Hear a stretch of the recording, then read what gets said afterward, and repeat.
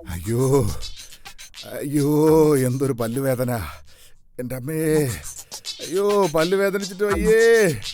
എടാ ടിൻഡു, നീ പോയി പല്ലുവേദനയ്ക്ക് വല്ല മരുന്നും വാങ്ങിച്ചോണ്ട് വാടാ. അവൻ അപ്പുറത്ത് ക്രിക്കറ്റ് കളിക്കാൻ പോയതാ. ഓ, അവന് ക്രിക്കറ്റ് കളിക്കാൻ കണ്ട ഒരു സമയം.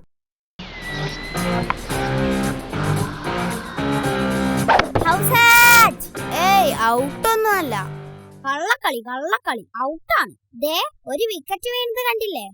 ഒരു വിക്കറ്റ് വീണാലൊന്നും ഞാൻ ഔട്ടാവില്ല. 3 വിക്കറ്റും വീണാലേ ഞാൻ ഔട്ടാവും. കഴിഞ്ഞ പ്രാവശ്യം കളിക്കുമ്പോ നിന്റെ 3 വിക്കറ്റും വീണില്ലേ? അപ്പൊ നീ പറഞ്ഞു 6 വിക്കറ്റ് വീണാലേ ഔട്ടാവൂന്ന്. മോനെ ചിഞ്ചു, ക്രിക്കറ്റ് കളിയിൽ അങ്ങനെ പല പുതിയ നിയമങ്ങളും വന്നിട്ടുണ്ട്. നിനക്കതൊന്നും മനസ്സിലാക്കാനുള്ള പ്രായമായിട്ടില്ല, കാരണം നീ കുട്ടിയാണ്. ടിൻഡു, ടിൻഡു, എടാ ടിൻഡു. ആ, എന്റെ അമ്മ വിളിച്ചത് നിന്റെയൊക്കെ ഭാഗ്യം.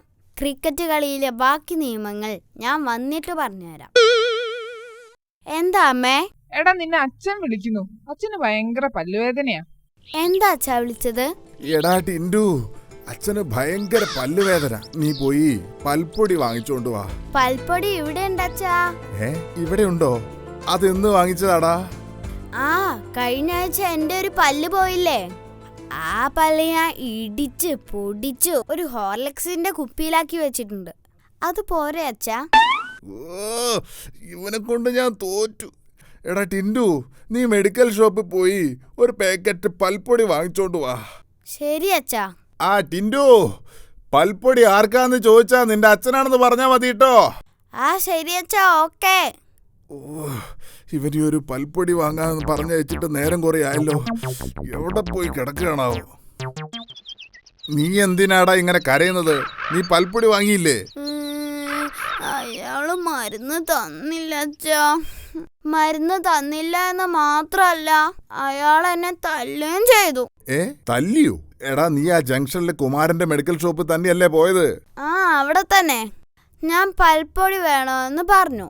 അപ്പൊ കുമാരേട്ടൻ ആർക്കാണെന്ന് ചോദിച്ചു. അപ്പൊ ഞാൻ പറഞ്ഞു നിന്റെ അച്ഛനാണെന്ന്. അപ്പൊ എനിക്ക് തല്ലും കിട്ടി.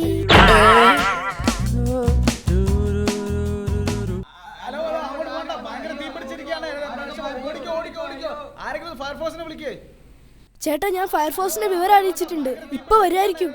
അയ്യോ, ഫയർഫോഴ്സുകാർ ഇതുവരെ വന്നില്ലേ? ആ കുട്ടിയാ വിവരം അറിയിച്ചെന്ന് പറഞ്ഞത്. ഒന്ന് ചോദിച്ചേ. മോനെ, ഇവിടെ തീ പിടിച്ച കാര്യം നീ ഫയർഫോഴ്സിനെ വിളിച്ച് അറിയിച്ചതല്ലേ? ഓ, ഞാൻ നേരത്തെ തന്നെ മിസ് കോൾ ഇട്ടതാ. മിസ് കോളോ? അതെ, അച്ഛൻ പറഞ്ഞിട്ടുണ്ട് എന്തേലും അത്യാവശ്യം വന്നാൽ ഉടൻ മിസ് കോൾ ഇട്ടാ മതിയെന്ന്. അവരിപ്പോ തിരിച്ചു വിളിക്കായിരിക്കും.